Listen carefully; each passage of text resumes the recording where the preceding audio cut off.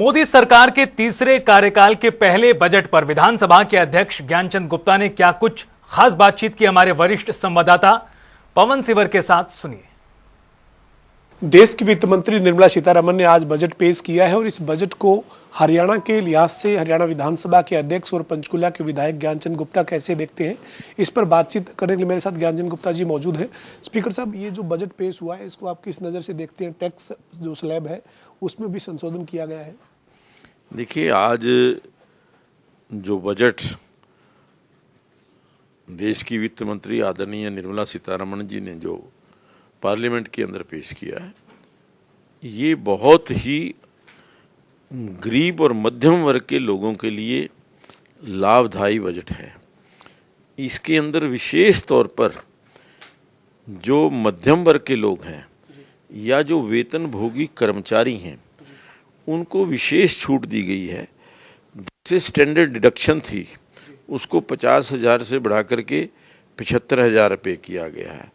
इसी प्रकार से जो फैमिली पेंशन है उसको भी 15,000 रुपये से बढ़ा करके उसको 25,000 रुपये तक की उसके अंदर छूट दी गई है। इसके अलावा जो टैक्सेशन हमारी जो दरें हैं टैक्सेशन को, उसके अंदर भी काफ़ी नई जो चीज़ें लाई गई हैं उसको रिवाइज़ किया गया है, जिससे 3 लाख रुपए तक के इनकम वाले किसी भी व्यक्ति को कोई भी 1 रुपया टैक्स देने की ज़रूरत नहीं है। इसी प्रकार से 3 लाख से 7 लाख तक जिन लोगों की इनकम है उनके ऊपर केवल 5% और 7 लाख से 10 लाख रुपए तक की जो इनकम वाले व्यक्ति हैं उनको 10% और 10 से 12 लाख की इनकम के लिए 15% और 12 से 15 लाख तक जो है वो 20% की जो कीमत तय की है और उसके पश्चात जो मैक्सिमम लिमिट है वो 30% तय की है। मैं समझता हूँ कि दुनिया के जो बड़े बड़े देश हैं, चाहे अमेरिका है, जापान है, सब में कहीं पे 40%, कहीं 45% तक का ये इनकम टैक्स की स्लैब है। लेकिन भारत के अंदर विशेष तौर पर जो व्यापारी, बड़े व्यापारी हैं, उद्योगपति हैं, उनको विशेष एक राहत कह लीजिए या काम करने का वातावरण जो यहाँ पर ईज़ ऑफ डूइंग बिजनेस, उसके तहत जो इनकम टैक्स के अंदर बड़ी भारी रियायतें दी गई हैं। अब और इस बजट के अंदर एक बड़ी भारी विशेषता ये है कि शिक्षा के अंदर अब की बार 31% जो है जो बजट की सीमा रखी गई है, 31% पिछले साल से ज़्यादा। तो निश्चित तौर पर शिक्षा में सुधार करने के लिए सरकार की ओर से विशेष प्रयास करने की योजना है। इसी प्रकार से किसानों के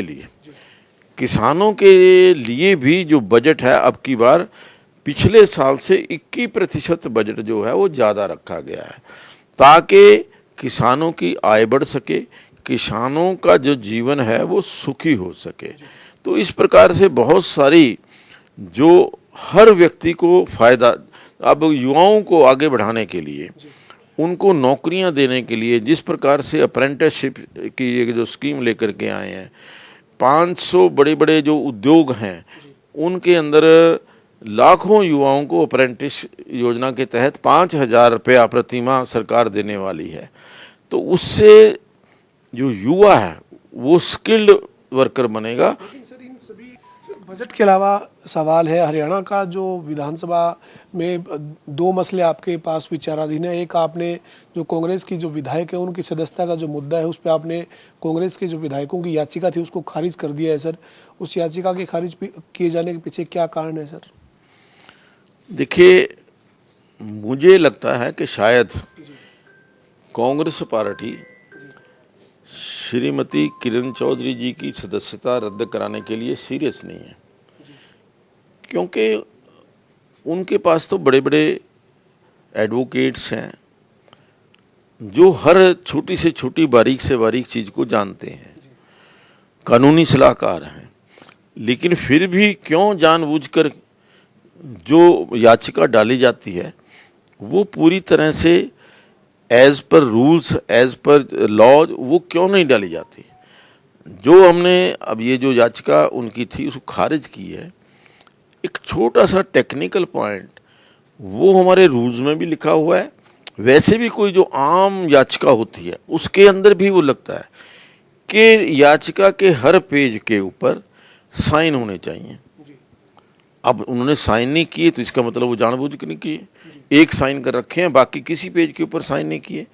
तो वो टेक्निकली और लीगली ठीक ना होने के कारण हमने उनकी वो जो याचिका है श्रीमती किरण चौधरी जी के खिलाफ उसको रद्द किया है। लेकिन सर अभी क्या विकल्प उनके पास रहेगा? अब दोबारा से याचिका दायर करने के लिए क्या विधानसभा का नियम के मुताबिक क्या वो दोबारा नहीं, वो डाल सकते हैं, दोबारा डाल सकते हैं, करेक्ट करके डाल सकते हैं, लेकिन जो डालेंगे उसके पश्चात ही निर्णय होगा कि क्या वो आगे हम उसको सुने या नहीं सुने या क्या व्यवस्था होती है। लेकिन अभी तो उनकी तरफ से आएगी तब देखा जाएगा। सर इसके साथ ही जननायक जनता पार्टी के 2 विधायकों की सदस्यता रद्द करने की मांग को लेकर भी एक याचिका है आपके पास। आपने अब उसमें सुनवाई करने का फैसला किया है, किस तरीके से सुनवाई आप करेंगे, उसमें कितना समय दिया गया है सर? देखिए, जननायक जनता पार्टी की तरफ से ना हो करके एक उनके स्टाफ के किसी आदरणीय सदस्य की तरफ से वो याचिका डाली गई है। अच्छा होता कि जननायक जनता पार्टी के जो लीडर हैं वो उस प्रकार याचिका को डालते, लेकिन फिर भी हमने, हालांकि हमारे जो नियम हैं उसके मुताबिक वो मेंटेनेबल नहीं है, लेकिन सुप्रीम कोर्ट के निर्णय के आधार पर हमने उसको सुनने का निर्णय किया है। हमने जो दोनों माननीय विधायक हैं श्री जोगीराम सिहाग और रामनिवास जी सुरजाखेड़ा, उनको 4 हफ्ते का टाइम दिया है कि जो उनके खिलाफ शिकायत आई है वो शिकायत की कॉपी उनको भेजी है, उनका क्या उसके ऊपर कहना है वो 4 हफ्ते के अंदर अंदर जवाब देंगे। उसके पश्चात और उसके साथ साथ हमने जो नेता हैं पार्टी के जेजेपी के, उनको भी कहा है कि ये जो आई है पिटीशन आई है इसके ऊपर उनकी क्या राय है, क्या वो भी इसमें शामिल होना चाहते हैं या नहीं चाहते। हमारे साथ हरियाणा विधानसभा के अध्यक्ष और पंचकुला के विधायक ज्ञानचंद गुप्ता थे, जिन्होंने आज जो देश का बजट पेश हुआ इस बजट के ऊपर अपनी बात रखी। इसके साथ ही विधानसभा से जुड़े जो 2 मुद्दे हैं, जिसमें किरण चौधरी की सदस्यता से जुड़ा मामला है और इसके अलावा आज जो 2 जेजेपी के विधायक हैं उनकी सदस्यता से जुड़ा मुद्दा है, इस पर भी जानकारी साझा की है। वीडियो जर्नलिस्ट विजेंद्र सिंह के साथ पवन सिंह, जनता टीवी, चंडीगढ़।